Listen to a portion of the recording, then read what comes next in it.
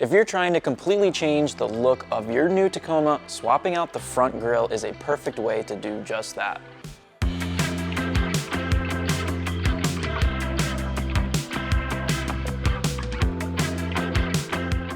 Today we're comparing the TRD Pro grille and the Trailhunter grille, because even though they're pretty similar, they give your truck two completely different styles. Now, both of these grilles do a few key things. First, they completely change the front end of your Tacoma. Second, you're ditching the Toyota emblem and replacing it with the full Toyota lettering, which gives it a more aggressive heritage style look. And third, you get the ability to run a 20-inch light bar integrated right into the grille. Now, this is where things start to separate. The TRD Pro grille has more of a gloss black finish, so it's going to stand out more, especially in the sunlight. It also comes with silver Toyota lettering, which gives it a clean, more classic OEM Plus look. Where on the other hand, the Trailhunter grille is more of a matte textured black, so instead of standing out, it blends in more with the rest of the front end.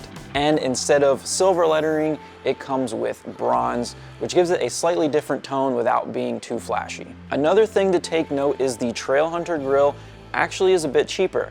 So if you're trying to get a similar function and look while saving some money, that's definitely something to consider. So which one should you go with? If you want something that pops more, has that gloss finish, and a brighter contrast, the TRD Pro grille is probably the move for you. But if you want something a little bit more low-key, with a different texture in that bronze accent lettering, the Trailhunter grille is a really solid option, especially for the price. At the end of the day, you really can't go wrong with either one of these options.